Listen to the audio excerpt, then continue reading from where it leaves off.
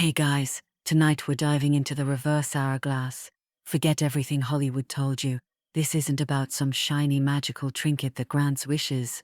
No, this is about something that can mess with your time, your memory, and possibly your sanity. So before you get too comfortable, hit that like button if you enjoy stories where curiosity could actually kill you. And tell me in the comments, if you could turn back time, what's the very first thing you'd undo? Alright, dim the lights. Pull the blanket a little tighter, and whatever you do, don't flip that thing over. You wake up in a dusty attic, because apparently the horror movie gods decided you were that character today. The air is thick with the smell of old wood and mothballs. A thin ray of sunlight cuts through the cracked window, stabbing into your eyes. And there it is, on a crooked table, a glass hourglass the size of your head, filled not with sand, but something darker. It moves too slowly, like cold honey on a winter morning. Let's be honest, if you were smart, you'd walk away. But you're not, because you're human. And humans see shiny weird stuff and go, yeah, I should touch this. The moment your fingers wrap around it, the attic tilts. The floor creaks like it's complaining about your life choices. You hear something. Not footsteps, not wind, it's your own voice, younger, laughing. You flip the hourglass, and instantly, bam, you're back in your high school classroom. Same itchy uniform, same fluorescent lights flickering like they're trying to Morse code get out.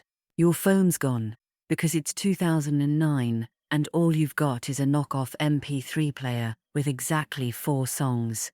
It's not a dream.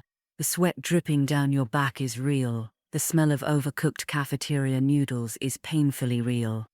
You check the hourglass. It's still in your hand, ticking down. Here's the problem. You can go further back, or forward, or sideways. But every time you flip it, you lose something. A memory, a skill, the lyrics to your favorite song. It's like time travel with a hangover you didn't sign up for. You start experimenting. Small flips, big flips. Once you jump ahead to next Tuesday and find out your cat has learned to open the fridge. Cute, but terrifying. Another time, you end up in a future where everyone wears silver jumpsuits and talks like a bad Wi-Fi signal. And then, the hourglass starts flipping itself. The sand, if you can call it that, runs upward, backward, sideways, like it's impatient. You realize you're no longer in control. Worst part? You can't even remember what today is anymore. You hear your voice again, older this time, whispering right in your ear. You're almost out of time. So, what do? Drop it, smash it, or flip it one more time and hope you land somewhere better? Because here's the thing. Time doesn't like being messed with. And sooner or later, it's going to mess you back. You don't remember walking here. One moment you're in that attic, the next, you're standing in front of a crooked little shop that definitely wasn't there yesterday. Or maybe it was, and you just forgot. The sign above the door reads in faded gold letters, "The Lost Things Shop." The bell over the door jingles as you step inside. Not the cute coffee shop kind of jingle. This one sounds tired. Like it's been ringing for 100 years and is sick of its own job. The air is thick with the smell of paper, leather, and something metallic, almost like old coins. Shelves tower on either side of you, crammed with things you swear you've lost before. Your favorite hoodie from middle school, the keychain you dropped at the beach, that one sock from the laundry that vanished without a trace. And then you see it, your hourglass. Except, it's not quite yours. This one is bigger, heavier. The glass is fogged over like it's holding its breath. The sand inside glows faintly, swirling on its own, like a storm trapped in a jar. Ah, a voice says, smooth, but too close. You turn, and there's someone behind the counter, an old man, or maybe not old, just worn. His eyes don't match. One is a soft brown, the other's like a cracked mirror. You've been here before. Your brain does a little gymnastics routine, trying to remember. Before. You tell him you're here for answers. He smiles, too many teeth for the size of his mouth. In this place, he says, everything that's lost, finds its way back, eventually. But he gestures to you with a hand that looks almost skeletal. You've been giving things up faster than you realize. You follow his gaze around the shop, and suddenly, you see them, your memories. Not just objects, memories bottled in cloudy glass jars. One labeled, your first bike ride. Another, the last time you saw her smile.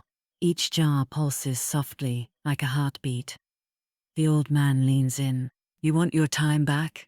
You want control again? You'll have to trade. You ask what the trade is. He laughs. Not loud, but it's the kind of laugh that sticks to your skin. Something you'll miss more than you think. Something you can't buy back. You glance at the hourglass on the counter. The sand is running up and down at the same time now, like it's impatient for your decision. And for a moment, you consider it. The temptation burns in your chest. Because what's one memory, in exchange for all the time you could ever want? The keeper doesn't rush you. He just stands there watching. One cracked mirror eye, one human eye, both waiting.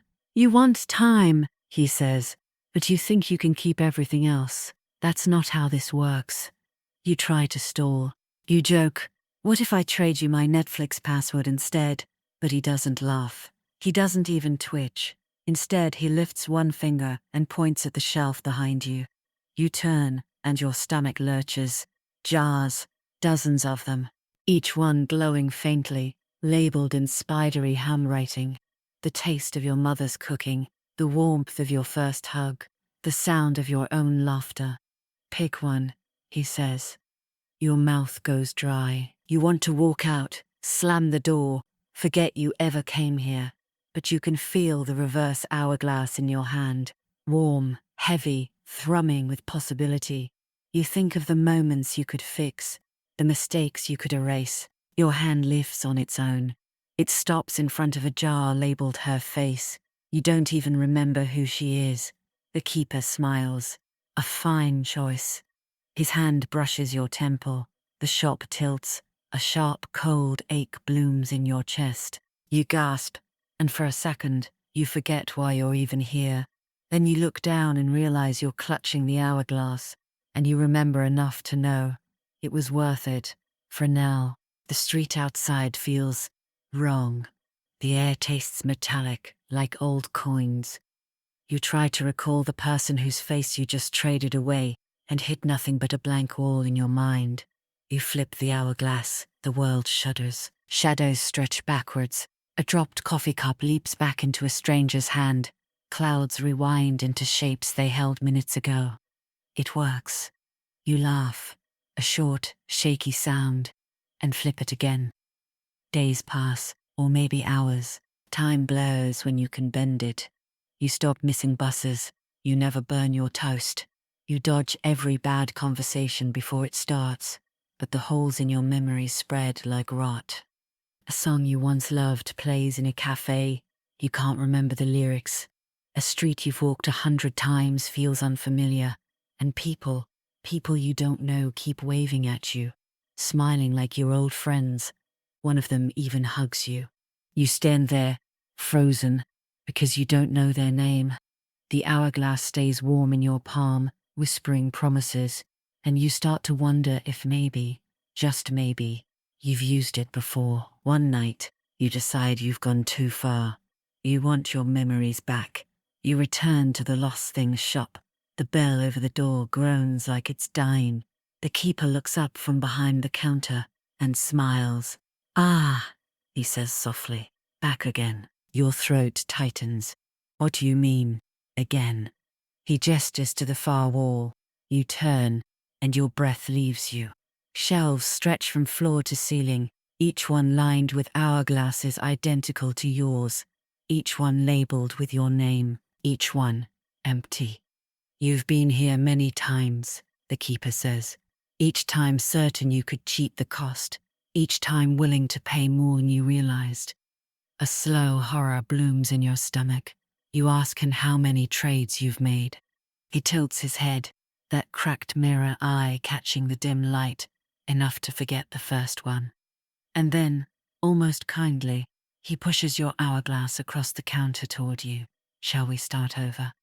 You don't answer, because deep down, you know you will.